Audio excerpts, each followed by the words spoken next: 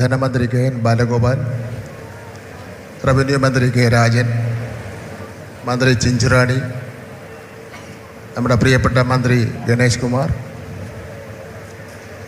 മറ്റ് വേദിയിലിരിക്കുന്ന mayor, MLA Mar, മറ്റ് കലാകാരന്മാരെ, ബഹുമാന്യരെ, 62ാമത് സ്കൂൾ കലോത്സവത്തിന് ഏതാനും നിമിഷം കഴിയുമ്പോൾ തുടക്കം കുറിക്കുകയാണ്. 15 വർഷത്തിന് ശേഷമാണ് കൊല്ലത്ത് ഈ കലോത്സവം നടക്കുന്നത്. ഇത് ഏഷ്യയിലെ തന്നെ ഏറ്റവും വലിയ കലോത്സവമെന്നാണ് കണക്കാക്കപ്പെടുന്നത്. ഏതാണ്ട് 14,000-ഓളം വരുന്ന വിദ്യാർത്ഥികൾ പങ്കെടുക്കും എന്നാണ് കണക്കാക്കപ്പെട്ടത്.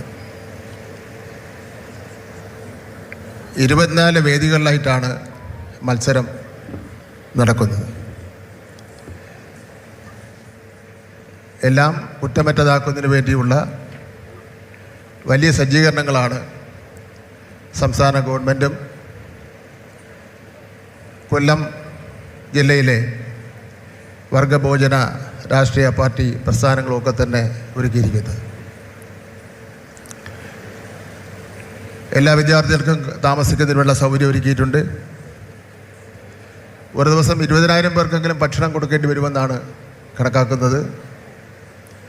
ഒരേ സമയം 2,000-ഓളം വരുന്ന ആൾക്കാർക്ക് ഭക്ഷണം കഴിക്കുന്നതിന് വേണ്ടിയുള്ള സംവിധാനം ഒരുക്കിയിട്ടുണ്ട്. കുറ്റമറ്റതായിട്ടുള്ള ഫലപ്രഖ്യാപനം നടത്തുന്നതിന് വേണ്ടിയുള്ള സൗകര്യങ്ങളും സംവിധാനങ്ങളും ഒരുക്കിയിട്ടുണ്ട്. ഇനി എല്ലാവരുടെയും പിന്തുണയും സഹായവുമാണ് വേണ്ടത്. ഞാൻ കൂടുതൽ കാര്യങ്ങളിൽ എത്തിക്കൊന്നും പോകുന്നില്ല. നമ്മുടെ കുറേ നാളുകളായി നടക്കുന്ന ഈ കലോത്സവം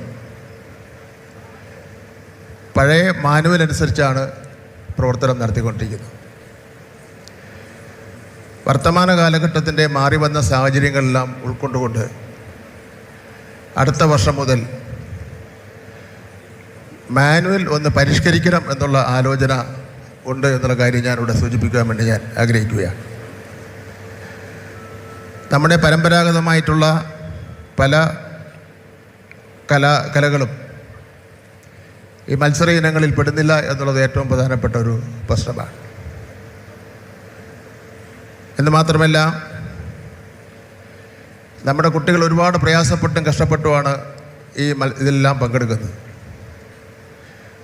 അവർക്കെല്ലാം കൃത്യമായി തന്നെ ഗ്രേസ് മാർക്ക് ഉറപ്പാക്കുന്നതിന് വേണ്ടിയുള്ള നടപടി പൊതുവിദ്യാഭ്യാസ വകുപ്പ് സ്വീകരിക്കുമെന്നുള്ള കാര്യം കൂടി ഞാൻ വ്യക്തമാക്കുവാൻ ഞാൻ ആഗ്രഹിക്കുകയാണ്. ഒരു വിദ്യാർത്ഥി എന്നാൽ അക്കാഡമിക് കാര്യങ്ങൾ മാത്രമല്ല, കായിക രംഗവും കൂടി കൂടുമ്പോഴാണ് ഒരു പൂർണ്ണ വിദ്യാർത്ഥിയായി മാറുന്നത്. തീർച്ചയായിട്ടും ഏഷ്യയിലെ തന്നെ ഏറ്റവും വലിയ ഈ കലാമാമാങ്കം വിജയിപ്പിക്കുന്നതിന് വേണ്ടി സഹകരിക്കുന്ന എല്ലാവരോടും ഞാൻ നന്ദി രേഖപ്പെടുത്തുകയാണ്. ഇവിടെ ഇതിൻ്റെ ഒരു മുദ്രാവാക്യം ഞങ്ങൾ ഈ 62ാമത് കലാമേള ജനങ്ങളോടും വിദ്യാർത്ഥി സമൂഹത്തോടും പറയുന്നത്, നമുക്കെല്ലാവർക്കും കൈകോർത്തുകൊണ്ട് ഒരു നവകേരളം തീർക്കാം എന്നുള്ള മുദ്രാവാക്യമാണ്, എന്നുള്ള സ്ലോഗനാണ് ഞങ്ങൾ ജനങ്ങളുടെ മുന്നിൽ, വിദ്യാർത്ഥി സമൂഹത്തിന് മുന്നിൽ അവതരിപ്പിക്കുന്നത്. ഇവിടെ സ്വാഗതഗാനം നൃത്താവിഷ്കാരം ചിട്ടപ്പെടുത്തി വേദിയിൽ അവതരിപ്പിച്ച ആശാ ശരത്തിന് പ്രത്യേകം നന്ദി ഞാൻ രേഖപ്പെടുത്തുന്നു. മുഖ്യ അതിഥിയായി എത്തിച്ചേർന്ന നിഖില വിബലിനും ഞാൻ പ്രത്യേകം നന്ദി രേഖപ്പെടുത്തുന്നു.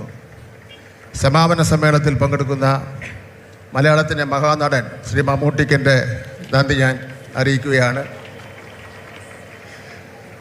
ഏറ്റവും പ്രധാനപ്പെട്ടതും ഈ 61 കലാമേളയിലും ഇല്ലാത്ത ഒരിനമായിരുന്നു ഇവിടെ കാസർഗോഡ് നിന്ന് വന്ന് ഈ വേദിയിൽ മംഗലംകളി അവതരിപ്പിച്ച എൻ്റെ പ്രിയപ്പെട്ട കുഞ്ഞുങ്ങൾക്കും നന്ദി രേഖപ്പെടുത്തുന്നു. കലാവിരുന്നൊരുക്കിയ പ്രത്യേക പരിഗണന അർഹിക്കുന്ന കുഞ്ഞുങ്ങൾക്കും ഈ കലോത്സവത്തെ മഹോത്സവമാക്കാൻ പരിശ്രമിക്കുന്ന കൊല്ലം നിവാസികൾക്കും എൻ്റെ ഹൃദയത്തിൽ നിന്നുള്ള സ്നേഹം ഞാൻ അറിയിക്കുവാൻ ആഗ്രഹിക്കുകയാണ്. നമ്മൾ മലയാളികൾ ഒറ്റക്കെട്ടാണ്. അത് നാം വലിയ ദുരന്തകാലത്തുമൊക്കെ തന്നെ തെളിയിച്ചിട്ടുള്ളതാണ്. തീർച്ചയായും ഈ കലോത്സവത്തിൻ്റെ വിജയവും മലയാളി തനിമയുടെ കൂട്ടായ്മയാണ് വ്യക്തമാക്കുന്നെന്ന കാര്യം മാത്രം സൂചിപ്പിച്ചുകൊണ്ട് ഈ മഹാസമ്മേളനത്തിൽ, ഉദ്ഘാടന സമ്മേളനത്തിൽ വന്നെത്തിയിട്ടുള്ള എല്ലാവരെയും സംസ്ഥാന ഗവൺമെൻറ്റിന് വേണ്ടിയും പൊതുവിദ്യാഭ്യാസ വകുപ്പിന് വേണ്ടിയും സംഘാടന സമിതിക്ക് വേണ്ടിയും അഭിവാദ്യങ്ങൾ അർപ്പിച്ചുകൊണ്ട് എൻ്റെ അധ്യക്ഷ പ്രസംഗം അവസാനിപ്പിക്കുന്നു. നന്ദി, നമസ്കാരം.